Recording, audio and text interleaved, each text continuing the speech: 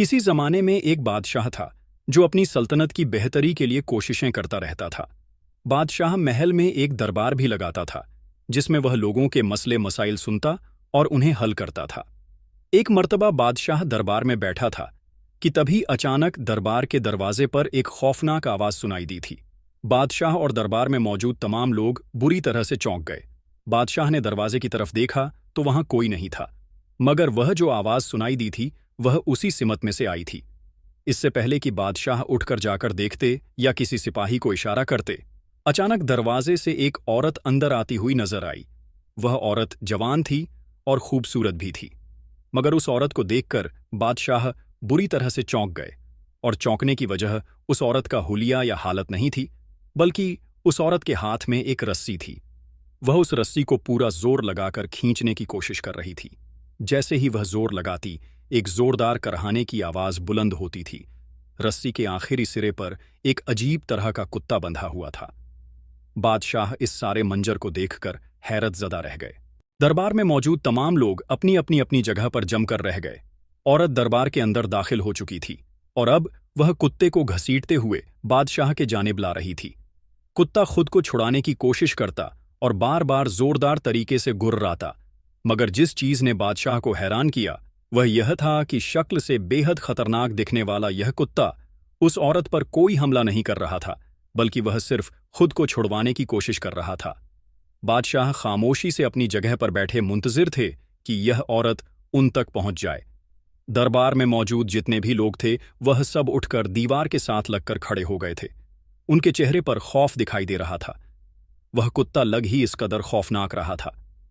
आखिरकार यह औरत उस कुत्ते की रस्सी घसीटते हुए बादशाह के सामने जाकर खड़ी हो गई। कुत्ता मुसलसल जोर लगा रहा था और खुद को छुड़वाने की कोशिश कर रहा था। वह औरत हाँप रही थी। बादशाह ने एक नजर उसे देखा और फिर कुत्ते को देखा, लेकिन वह कुत्ता आम कुत्तों से बिल्कुल मुख्तलिफ था। उसके जिस्म पर काले और भूरे रंग के बड़े बड़े बाल थे। उसका जिस्म भी आम कुत्तों से काफी बड़ा था।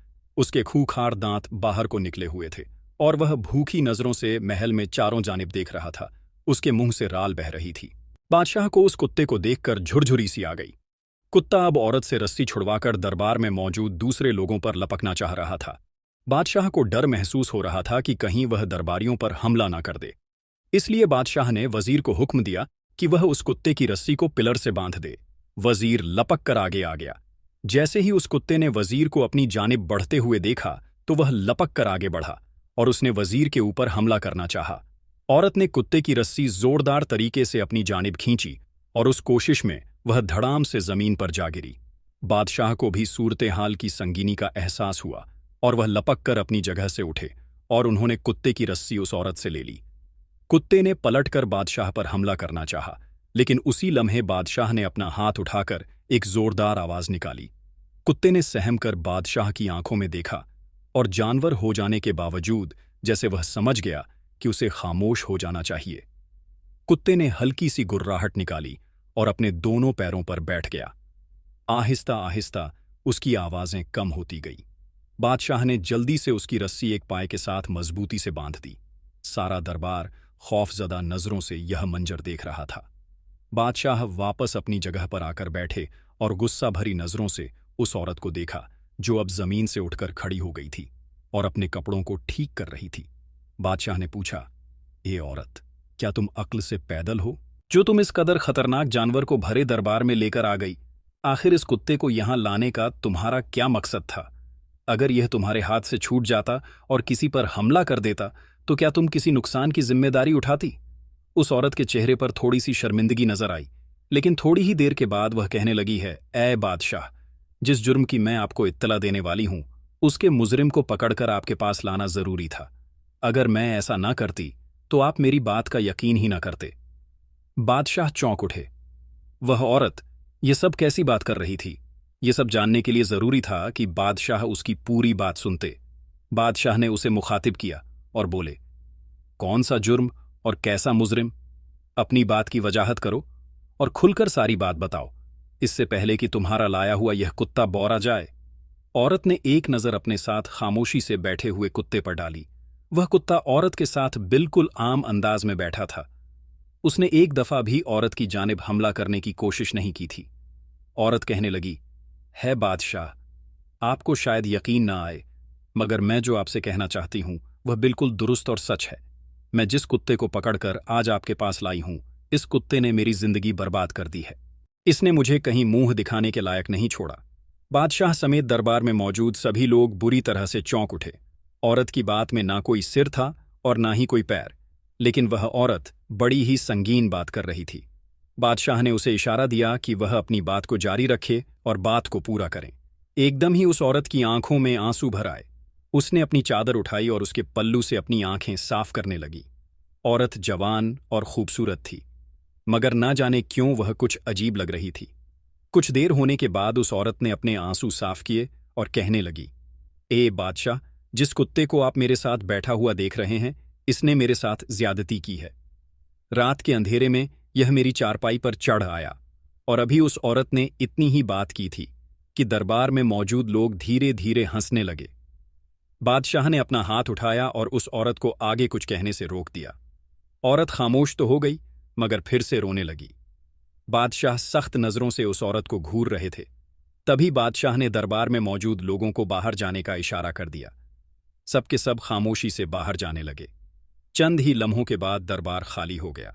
बादशाह ने सिपाहियों को भी महल से बाहर भेज दिया। दरबार में सिर्फ वजीर और वह औरत रह गई जिसने बादशाह को अपनी दास्तान सुनाई थी।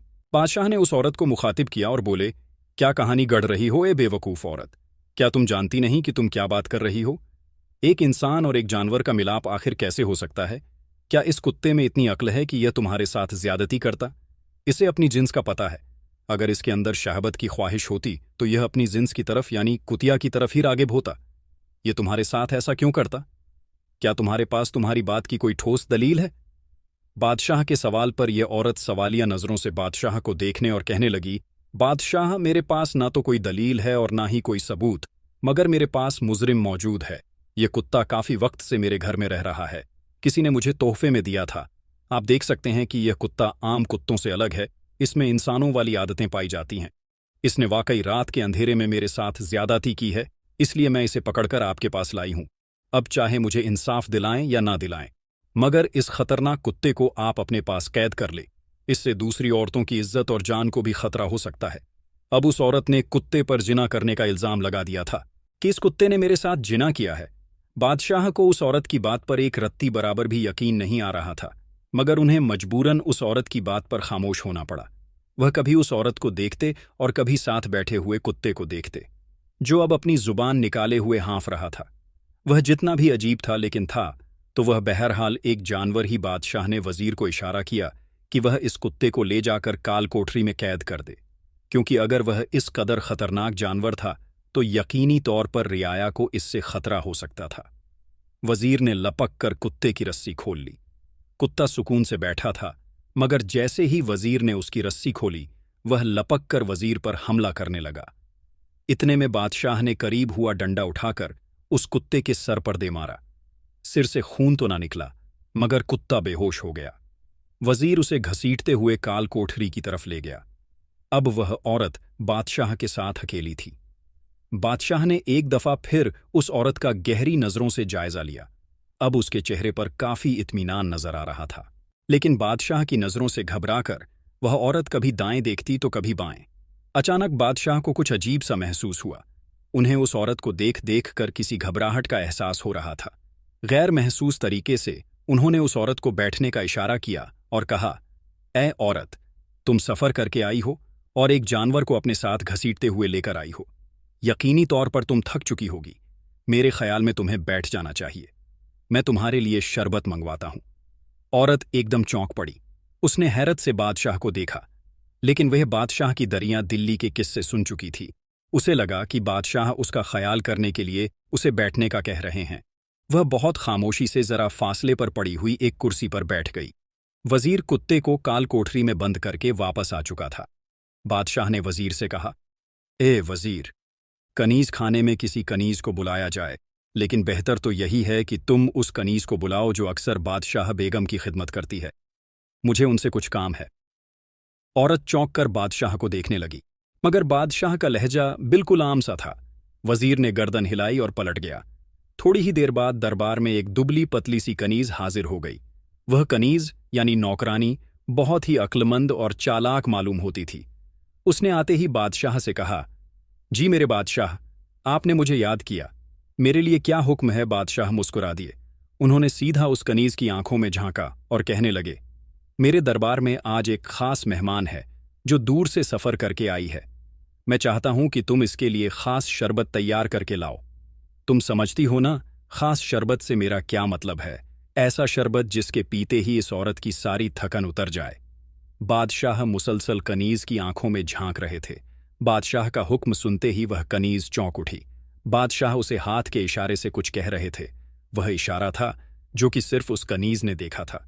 दूर बैठी हुई औरत अपने ही ख्यालों में गुम थी। वह बार बार अपने माथे पर आया हुआ पसीना साफ कर रही थी। वह नहीं जानती थी कि बादशाह उस कनीज को क्या इशारा कर रहे हैं। कनीज इशारा समझ गई थी। उसने फौरन समझने वाले अंदाज में सर हिलाया और कहने लगी, आप बेफिक्र रहे, मैं अभी जाकर खास मेहमान के लिए खास शरबत लेकर आती हूं। यकीनन आपको मायूसी नहीं होगी। कनीज मुस्कुराते हुए चली गई तो बादशाह ने अपना रुख फिर से उस औरत के जानिब मोड़ लिया। तभी यह औरत एकदम उठ खड़ी हुई और कहने लगी, ए बादशाह, मैं अब इजाजत चाहती हूं। मैं अपने घर रवाना होना चाहती हूं। मगर बादशाह का उसे जाने देने का कोई इरादा नहीं था। उन्होंने उसे वापस बैठने का इशारा किया और कहा कि वह शरबत पीकर जाए। कुछ ही देर के बाद कनीज वो शरबत लेकर हाजिर हो गई। मिट्टी के एक प्याले में रखा हुआ सुर्ख रंग का शरबत दूर से ही बहुत मजेदार लग रहा था। कनीज ने उस शरबत को उस औरत के आगे पेश किया तो उस औरत का दिल भी ललचा गया। ना चाहते हुए भी उसने उस शरबत का प्याला पकड़ा और एक ही घूंट में प्याले को खाली कर दिया। उसे बेहद राहत महसूस हो रही थी। प्याला खाली करते ही उसने कनीज के हवाले किया और फिर से उठ खड़ी हुई और कहने लगी, ऐ बादशाह, अब मुझे इजाजत दीजिए। अभी उसका आधा जुमला उसके मुंह में ही था कि अचानक उसको जोर का चक्कर आया और अचानक वह लड़खड़ाकर जमीन पर जा गिरी। बादशाह ने कनीज को इशारा किया। वह लपक कर आगे बढ़ी और उस औरत को सीधा करके उसका मुआयना किया। वह औरत बेहोश हो चुकी थी। कनीज बोली, बादशाह सलामत, यह औरत बेहोश हो चुकी है, अब इसका क्या करना है? बादशाह एकदम उठे और उन्होंने कनीज को हुक्म दिया, बिल्कुल, मैं यही चाहता था। चंद और औरतों को बुलाओ और इस औरत को एहतियात के साथ उठाकर शाही तबीब खाने में ले जाओ और शाही तबीब को पास भेजो।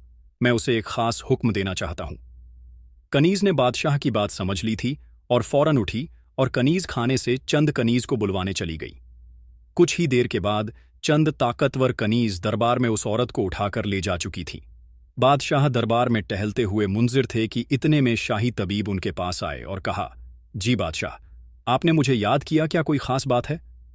शाही तबीब के सवाल पर बादशाह ने कुर्सी पर बैठे हुए उसे भी बैठने का इशारा किया और बोले, हाँ, बिल्कुल ऐसा ही है। तबीब एक बेहद खास काम है। शायद तुमने देख ही लिया होगा कि चंद कनीज एक बेहोश औरत को तुम्हारे तबीब खाने पर लेकर आ गई हैं।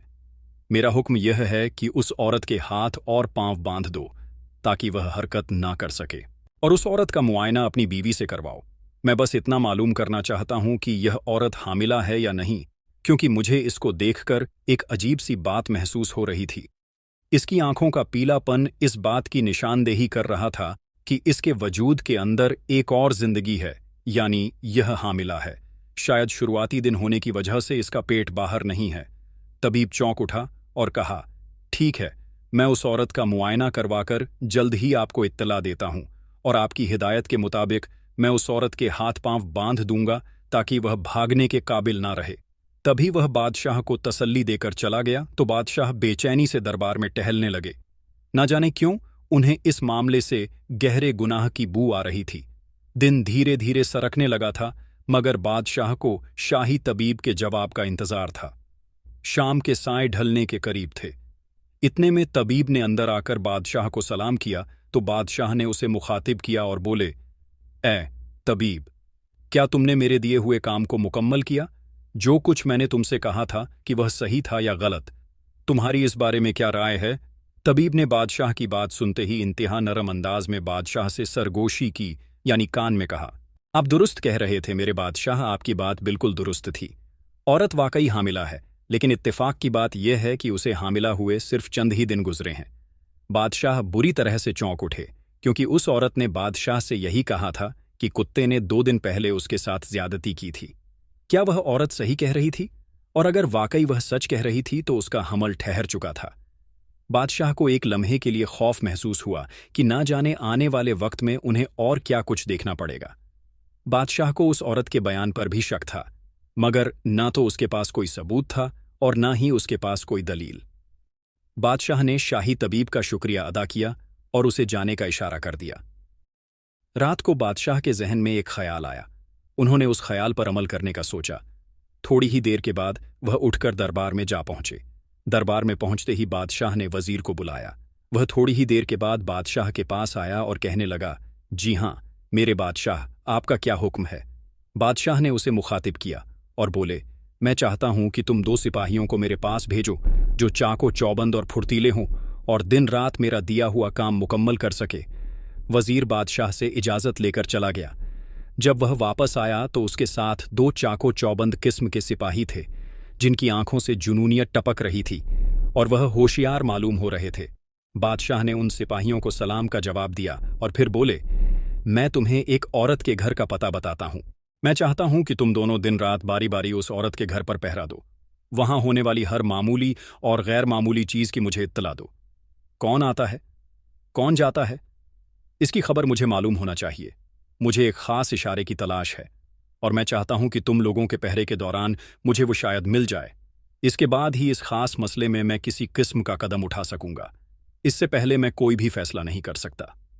वो दोनों सिपाही बादशाह की बात समझ चुके थे। बादशाह ने उस औरत के घर का पता बताया जिसे हाल ही में उन्होंने बेहोश करके महल में कैद कर लिया था। सिपाही इजाजत लेकर रुखसत हो गए और बादशाह भी अपने कामों में मशगूल हो गए। कुछ ही देर के बाद एक कनीज ने आकर बादशाह को इत्तला दी, ए बादशाह, जिस औरत को आपने कैद करवाया है वह बेहद शोर हंगामा कर रही है और बार बार चिल्ला रही है। क्या यह उसे बताया जाए कि आखिर उसे किस जुर्म की वजह से कैद किया गया है? जो भी उसके नजदीक जाने की कोशिश करता है वह उसका गला घोंटने की कोशिश करती है। हमने उसके हाथों और पैरों को मुकम्मल तौर पर बांध रखा है। बादशाह परेशान से हो गए। औरत का रवैया उनकी समझ से बाहर था। आखिर वह इतना हंगामा क्यों कर रही थी? मगर बादशाह ने उसे नजरअंदाज करना ही मुनासिब समझा। वह जानते थे कि बगैर किसी सबूत और शहादत के ना तो वह उस औरत को महल से जाने दे सकते थे और ना ही उसे गिरफ्तार कर सकते थे। वह दिन खामोशी से गुजर गया और उसे अगला दिन भी इसी तरह गुजर गया। एक के बाद एक दिन गुजरते हुए 1 हफ्ता हो गया। वह औरत अब महल में खुद को महफूज समझने लगी थी। बादशाह ने उसे कमरे तक कैद कर दिया था और उसके हाथ और पैर खुलवा दिए थे। उसे खाना पीना वक्त पर दिया जा रहा था, लेकिन ना तो उसे किसी से मिलने की इजाजत थी और ना ही बादशाह उसे महल से बाहर जाने की इजाजत दे रहे थे। 1 हफ्ता गुजरते ही वह दोनों सिपाही एक रोज बादशाह के पास आ पहुंचे। बादशाह ने उन्हें मुखातिब किया और बोले, बताओ सिपाहियों, क्या मालूमात लेकर आए हो? सिपाही ने एक दूसरे को इशारा किया और एक सिपाही बादशाह से कहने लगा, मेरे बादशाह, आपने हमें जिस औरत की रिहाइश का पहरा देने के लिए लगाया था, हमने 1 हफ्ते तक वहां का हाजिर दिमागी से पहरा दिया है। जिस वक्त हम में से कोई भी शख्स पहरे पर मौजूद होता था, हम एक पल के लिए भी अपनी आंखें न झपकते थे। मगर इसके बावजूद उस औरत के मकान पर कुछ भी गैर मामूली होता हुआ नजर नहीं आया, बल्कि वह मकान तो ऐसे वीरान पड़ा है कि सालों में उसमें कोई ना आया हो और ना ही कोई आएगा। यूं लगता है कि यह औरत मकान में अकेली रहती थी। यहां तक कि इस औरत का कोई रिश्तेदार भी इससे मिलने के लिए नहीं आया। बादशाह चौंक उठे।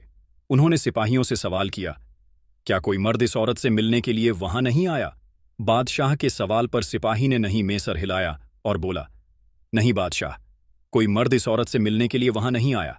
हमने आसपास के पड़ोसियों से भी ढके छुपे अंदाज में इस औरत के मुतालिक छानबीन की, मगर वह भी इसके मुताबिक कुछ ज्यादा नहीं जानते।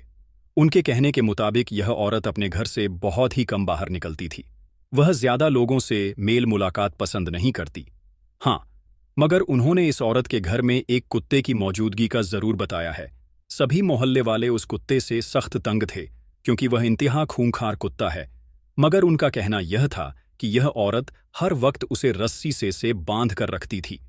मोहल्ले वालों ने यह भी बताया है कि चंद ही दिन हुए हैं कि यह कुत्ता उसके पास आया है। इससे पहले तो उसके पास ऐसे किसी कुत्ते की मौजूदगी न थी। सिपाही अपनी बात मुकम्मल कर चुका था। मगर बादशाह की उलझन में और इजाफा हो गया था। सारे इशारे उस औरत की बात की सच्चाई के जानिब इशारा करते थे, मगर सिर्फ बादशाह का दिल था जो यह कहता था कि वह औरत सच नहीं कह रही है। सिपाहियों ने जो देखा था वह बादशाह को बता दिया था, मगर बादशाह अपने दिल का क्या करते, जो किसी भी सूरत उस औरत की बात को तस्लीम करने के लिए तैयार ही ना थे। वह कुछ देर तक दरबार में बैठे सोचते रहे। सिपाही रुखसत होकर जा चुके थे। तभी उनको उस कुत्ते का ख्याल आया जिसको उन्होंने काल कोठरी में बंद कर दिया था, और उसके बाद पलटकर उसे देखा तक ना था। इस ख्याल का आना था कि बादशाह चौंक उठे और फौरन से उठकर उसी काल कोठरी की जांच के लिए रवाना हो गए। काल कोठरी महल के निचले हिस्से में मौजूद थी, जहां पर खतरनाक मुजरिमों को बंद किया जाता था। उन्हीं में से एक के अंदर उस कुत्ते को बंद किया गया था। बादशाह उस कोठरी के पास पहुंचे। वहां रोशनी का इंतजाम था और कुत्ते के आगे खाना भी डाला गया था। बादशाह को वहां पड़ी हुई हड्डियों देखकर अंदाजा हो गया कि यह कुत्ता काफी ज्यादा खाता है। बादशाह के हाथ में एक बड़ी सी मशाल थी जो काल कोठरी में रोशनी कर रही थी। कुत्ता जमीन पर बैठा अपनी जुबान से अपने पांव को चाट रहा था। बादशाह को देखकर वह अपनी छोटी छोटी आंखों से उन्हें घूरने लगा। बादशाह बागौर उस कुत्ते को देख रहे थे। उनके जहन में उस औरत की बातें गूंज रही थीं और सिपाहियों की बातें भी उनके दिमाग में शोर मचा रही थीं। सामने ही वह कुत्ता बैठा था जिसके मुताबिक उस औरत का कहना था कि उसने रात के अंधेरे में औरत के साथ मिलाप करने की कोशिश की है। गहरी नजरों से कुत्ते का जायजा लेते हुए अचानक बादशाह बुरी तरह से चौंके। उनके जहन में एक पुरानी याददाश्त आई। कुत्ते की शक्ल, सूरत और जिस्म पर उगे हुए बाल आम कुत्तों से अलग थे। बादशाह को याद आया कि वह एक सफर के दौरान एक ऐसे इलाके से गुजरे थे जो रेतीला था और वहां पर दरख्तों और फलों पौधों का नामो निशान तक ना था। वहां के लोग अपने काले रंग और मजबूत कद कांठ की वजह से बेहद मशहूर थे। उस कुत्ते के जिस्म पर जो बाल थे उसने उसके पूरे जिस्म को ढक रखा था। बिल्कुल किसी भेड़ की तरह बादशाह ने वह बाल वहीं पर मौजूद कुत्तों के जिस्म पर देखे थे। वह अजीब तरह के कुत्ते थे। बादशाह ने जब उन कुत्ते पालने वालों से वजह पूछी थी तो वह हंसकर बादशाह से यही कहते थे कि वह दो अलग अलग जानवरों का आपस में मिलाप करवाते हैं, जिससे यह खूंखार किस्म के कुत्ते जन्म लेते हैं। ऐसे कुत्ते उनके लिए शिकार में मदद देते हैं, क्योंकि हमारे पास खाने पीने के लिए फल और सब्जियां मैसर नहीं है, इसीलिए हम शिकार करते हैं। उस कुत्ते के बाल भी बिल्कुल वैसे ही थे, मगर उसका जिस्म काफी बड़ा था। इस ख्याल का आना था कि बादशाह को अपने सवालों के जबान मिलने लगी, मगर अभी भी बात अधूरी थी। कुछ देर तक उस कुत्ते का अच्छी तरीके से जायजा लेने के बाद आखिर बादशाह ने एक तरीका सोच लिया जिससे वह इस मामले को हल कर सकते थे। कुछ ही देर के बाद बादशाह दरबार में बैठे वजीर को अपने पास बुलाया। उनकी आंखें किसी ख्याल के तहत चमक रही थीं। जैसे ही वजीर आया, बादशाह ने उन्हें मुखातिब किया और बोले, ए वजीर, एक इंतहा अहम काम आन पड़ा है। मैं चाहता हूं कि तुम पूरे मुल्क में ऐलान करवा दो कि कोने कोने में मौजूद हर शख्स अपना पालतू जानवर लेकर महल में हाजिर हो जाए। उन पालतू जानवरों की खूबसूरती और बहादुरी का एक खास मुकाबला करवाया जाएगा, जिसका भी पालतू जानवर बादशाह को पसंद आया, चाहे वह गाय हो, बैल हो, बकरी हो, कुत्ता हो या फिर ऊंट हो। बादशाह उसे इनाम और इकराम से नवाज देंगे, मगर शर्त सिर्फ यह है कि उस जानवर का ताकतवर और अनोखा होना जरूरी है। जानवर के साथ साथ उसको घर में रखने वाला आदमी भी महल के अंदर आए। बादशाह मुकम्मल तौर पर मुतमिन होने के बाद ही उस शख्स को इनाम और इकराम से नवाजेगा। वजीर यह सुनते ही हैरान हो गया। उसने जान लिया था कि बादशाह के जहन में यकीनन कोई अनोखी तरकीब आई है, वरना आज तक बादशाह ने ऐसा कोई हुक्म न दिया था। महल के अंदर मौजूद लोगों को इस हुक्म की कोई खबर न थी। बादशाह ने खास तौर पर कनीज को हुक्म दिया था कि वह बादशाह और सुल्तान के मामलात से उस औरत को दूर रखेंगे। वजीर ने बादशाह का हुक्म पूरा कर दिया। कुछ ही देर बाद मुल्क के तमाम शहरों में यह मुनादी करवा दी गई थी। इसके 2 रोज बाद बादशाह के महल में एक खास किस्म का मुकाबला करवाया जाएगा, जिसमें हर शख्स अपने पास मौजूद पालतू जानवरों को लेकर हाजिर होगा। बादशाह उन पालतू जानवरों में से एक मखसूस खूबसूरत, ताकतवर और अनोखे जानवर का इंतखाब करेंगे।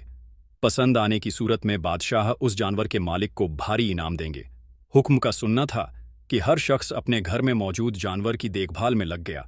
उन सबको ही इनाम से ज्यादा बादशाह के महल में जाकर मुकाबले में हिस्सा लेने की तलब थी। यह हुक्म मुल्क के गोशे गोशे में सुनाया गया था। लोग बेताबी से मुकाबले का इंतजार कर रहे थे।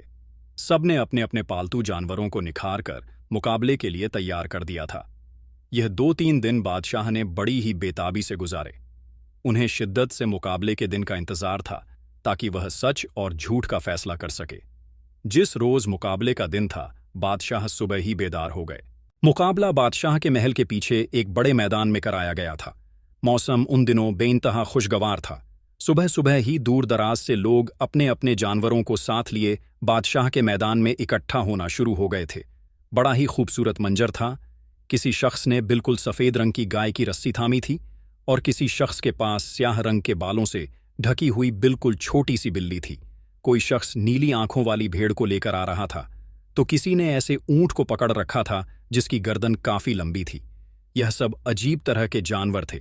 बादशाह खामोशी से मैदान में सबको इकट्ठा हुआ देख रहे थे। उन्हें बस उसी इलाके के लोगों का इंतजार था। ज्यादा देर ना गुजरी थी कि अचानक बादशाह को एक सिमत से ऊंचे लंबे लोगों का एक गिरोह मैदान की तरफ बढ़ता हुआ नजर आया। वह दूर से किसी गुच्छे की तरह नजर आ रहे थे, मगर जैसे जैसे वह करीब आए तो बादशाह ने बागौर देखने पर अंदाजा कर लिया कि वह लोग उसी इलाके के लोग हैं। उनका तबे की तरह काला रंग और मजबूत कद-कांट ने उन्हें दूर से ही सबसे अलग कर रखा था। मगर सबसे ज्यादा हैरत अंगेज चौंकाने की बात यह थी कि पालतू जानवरों के नाम पर वह अपने साथ जो कुछ लाए थे, उसने मजमे में मौजूद तमाम लोगों को खौफजदा करना शुरू कर दिया था। मगर बादशाह सुकून से अपनी जगह पर बैठे थे, क्योंकि बादशाह तो उनके पास मौजूद जानवरों को पहले ही देख चुके थे।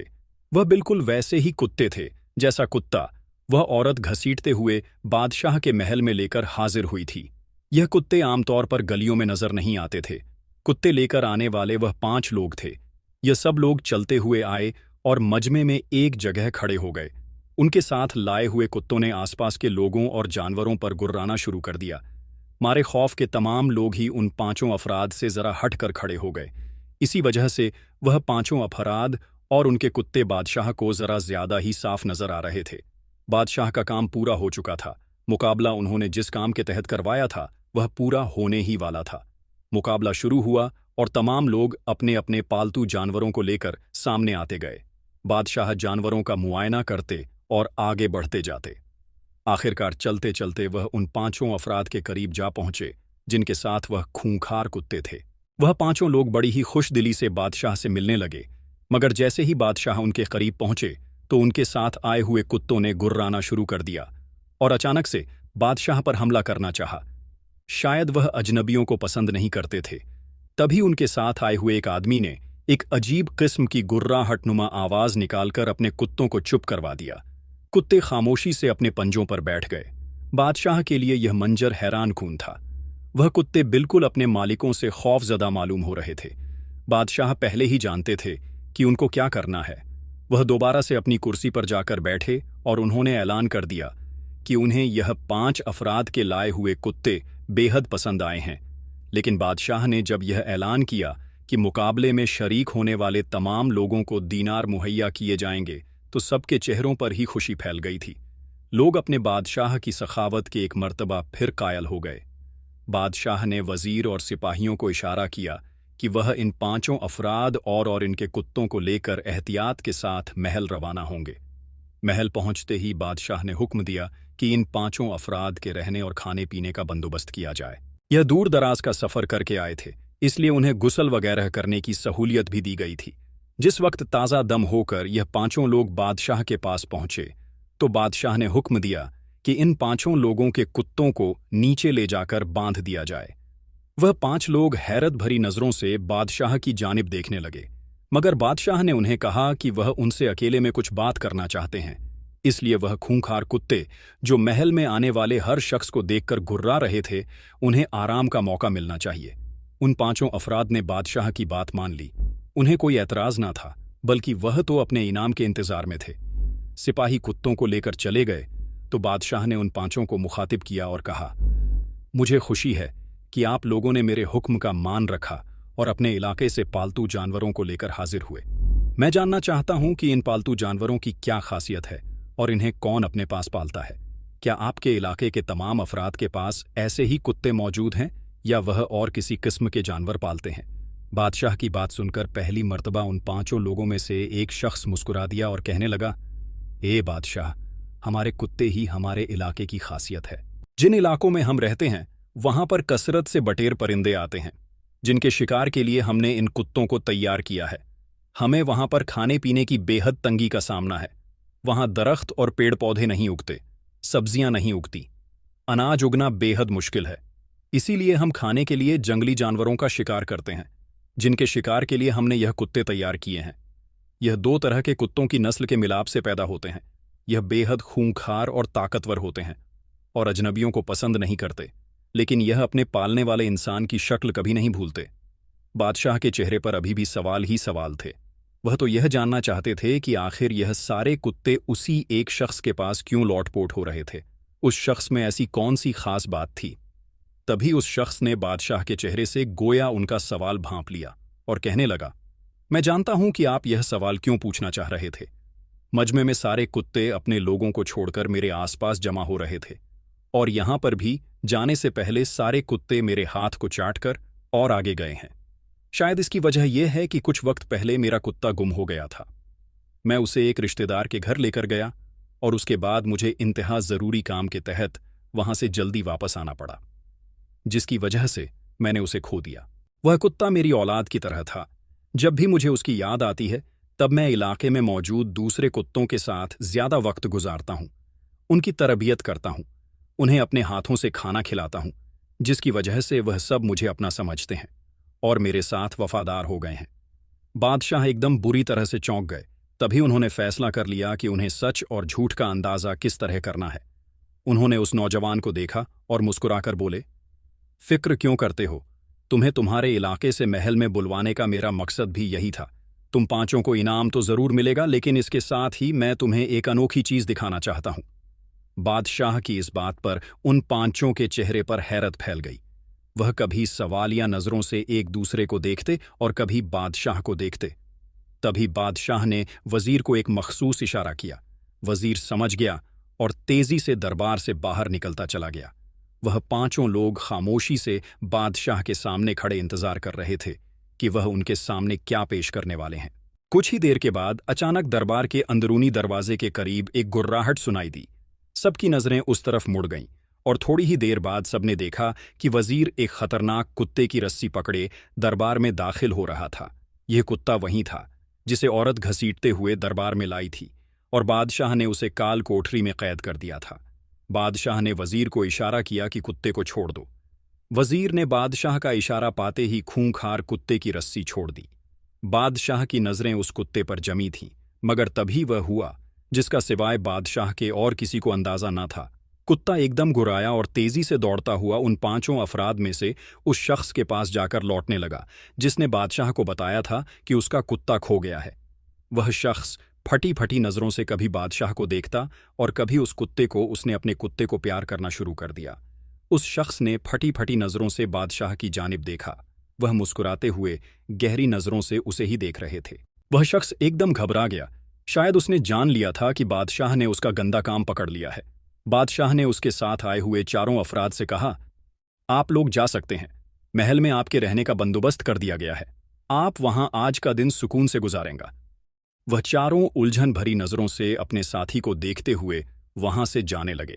शायद उन्हें यकीन हो गया था कि बादशाह ने किसी खास मकसद के तहत इन सबको वहां बुलाया था। उस शख्स के साथी वहां से चले गए थे तो बादशाह ने गहरी नजरों से उसे देखते हुए मुखातिब किया और बोले, तुम्हारा यह अनोखा कुत्ता तुमसे खो गया, मगर यह हमें मिल गया और हम किसी की चीज को अपने पास नहीं रखते। इसीलिए मैंने यह सारा खेल रचाया था कि इस कुत्ते को पालने वाले आदमी तक मैं पहुंच सकूं। और आज देखो, तुम खुद चलकर महल में आ गए और कुत्ते ने तुम्हारे हाथों को चाटकर यह साबित कर दिया कि यह तुम्हारा कुत्ता है। अब बाकी का राज भी तुम खुद ही खोलोगे। इतना कहते ही बादशाह को वजीर के साथ वही औरत दरबार में आती हुई दिखाई दी। उस औरत के चेहरे पर गुस्सा ही गुस्सा था। शायद वह खुद को इतने दिनों से कैद रखे जाने पर गुस्से में थी, मगर वह नहीं जानती थी कि चंद लम्हों बाद उसकी सुनाई हुई कहानी का भांडा फूटने वाला है। गुस्से के साथ यह औरत आगे आई, मगर जैसे ही उसकी नजरें उस काले रंग वाले शख्स पर पड़ी, औरत का रंग उड़ गया। यूं महसूस हुआ कि वह अब भी जमीन पर गिर पड़ेगी और फटी फटी आंखों से उस शख्स को देखे जा रही थी। कभी वह बादशाह को देखती, कभी वह उस शख्स के कुत्ते को, और कभी होठों पर जुबान फेरने लगती। बादशाह ने उस शख्स को मुखातिब किया और बोले, क्या तुम इस औरत को जानते हो? अगर तुम अपनी जुबानी मुझे सब कुछ बता दो तो वह तुम्हारे लिए बेहतर है, क्योंकि मैं इतना तो जान ही चुका हूं कि यह कुत्ता अजनबियों के पास नहीं जाता। लेकिन जिस तरह यह औरत इस कुत्ते को घसीटते हुए बगैर किसी डर के यहां लाई थी, यकीनन इस कुत्ते के लिए यह औरत अजनबी नहीं थी। यह कुत्ता तुम्हारा है, तो इस लिहाज से देखा जाए तो तुम भी इस औरत के लिए अजनबी नहीं हो। यकीनन तुम दोनों ने एक लंबा अरसा एक दूसरे के साथ गुजारा है। अब अपनी कहानी को शुरू से आखिर तक बयान करो, वरना सिपाहियों के हाथों में कोड़ा मौजूद है। तुम दोनों की खाल उधेड़ दी जाएगी। बादशाह के लहजे में सख्ती थी, वह दोनों ही अंदर तक कांप कर रह गए थे। फिर उस शख्स ने भांप लिया कि बचाव की कोई सूरत नहीं, तो उसने अपने चेहरे पर हाथ फेरा और कहने लगा, ए बादशाह, आप दुरुस्त कह रहे हैं। वाकई यह औरत मेरे लिए अजनबी नहीं है। हम दोनों ने गुनाह किया है। कुछ रोज पहले ही मैं इस शहर में किसी काम के लिए आया था। यह कुत्ता मेरे साथ ही था। बाजार में मैंने इस औरत को देखा तो यह मुझे पसंद आ गई। इस औरत ने भी मेरे साथ वक्त गुजारने को कोई बुराई न समझा। ये मुझे अपने घर ले गई। हमने चंद रातें एक दूसरे के साथ गुजरी। हम दोनों ही गुनाह में लग गए। रिहाइश के दौरान ही मैंने अपने कुत्ते को समझा दिया कि इस औरत को नुकसान नहीं पहुंचाना, क्योंकि मैं चंद दिन इसके घर में और रहना चाहता था। यह औरत शादी की ख्वाहिशमंद थी, मगर मैं इसके साथ शादी नहीं करना चाहता था। जिस दिन मुझे रवाना होना था, उस दिन यह औरत कुत्ते को लेकर घर से निकल गई। मेरी रवानगी का वक्त करीब था। मैंने सोचा कुत्ते को यहीं छोड़ता हूं और चला जाता हूं। कहीं यह औरत काजी बादशाह के पास जाकर मेरी शिकायत ना कर दे। मैं इसके घर से फरार हो गया। यकीनन जब यह वापस आई होगी तो इसने मुझे ना पाया, तो यह कुत्ता लेकर आपके पास आ गई होगी और मेरी शिकायत की होगी। वह शख्स यह कहकर गुस्से से उस औरत को घूर रहा था। बादशाह ने मुड़कर औरत को देखा और बोले, यह तो अपने गुनाह का एतराफ कर ही चुका है। अब तुम यह बात बताओ कि तुमने क्यों वह कहानी गढ़ी थी। मैं जान चुका हूं कि तुम हामिला हो और तुम्हारे हमल की मुद्दत भी चंद दिन है। यकीनी तौर पर तुम्हारे इस शख्स के साथ किए जाने वाले गुनाह के नतीजे में तुम हामिला हो चुकी हो। वह औरत झटका खाकर गिर गई। बादशाह के मुंह से अपने हामिला होने का सुनते ही उसके पैरों तलों से जमीन निकल गई थी। बादशाह सब कुछ जान चुके थे। कुछ ही देर बाद वह फूट फूट कर रोने लगी, मगर बादशाह की सख्ती के जवाब में बोली, मैं जान चुकी थी कि मैं हामिला हो गई हूं। जिना के जुर्म में आप मुझे फांसी पर चढ़ा देते, इसीलिए मैंने बेहतर यही समझा कि एक कहानी घड़ी जाए। इस शख्स का कुत्ता मेरे पास था और यह एक अजीब नस्ल का कुत्ता था। मुझे यकीन था आप इसे देखते ही मान जाएंगे कि वह इंसानों के साथ भी मिलाप की कोशिश कर सकता है, इसलिए मैं इसे पकड़कर यहां पर ले आई। मगर मैंने आप जैसा अक्लमंद इंसान नहीं देखा, जिसने देखते ही देखते सारा राज फाश कर दिया। औरत रोने लगी। वह मर्द भी परेशानी के आलम में खड़ा था। वह दोनों जिना के मुजरिम थे। बादशाह ने उसी वक्त उस आदमी को सजा सुना दी, लेकिन औरत को बच्चे की पैदाइश तक महल में ठहरने का हुक्म दिया। बच्चे की पैदाइश के बाद उस औरत को भी सजा दे दी गई। तो प्यारे दोस्तों, यह थी हमारी आज की कहानी। उम्मीद है आपको यह कहानी पसंद आई होगी। अगर आपको यह कहानी पसंद आई हो तो इस वीडियो को लाइक करें। साथ ही इस वीडियो के बारे में अपनी राय कमेंट बॉक्स में ज़रूर बताएं। आपको यह वीडियो अच्छी लगी या बुरी, कमेंट करके बताएं। और नए आने वाले लोगों से गुजारिश है कि हमारे YouTube चैनल शहानी नॉलेज को सब्सक्राइब करके बेल बटन ऑन कर ले। मिलते हैं किसी नई वीडियो में। शुक्रिया। अल्लाह हाफिज़।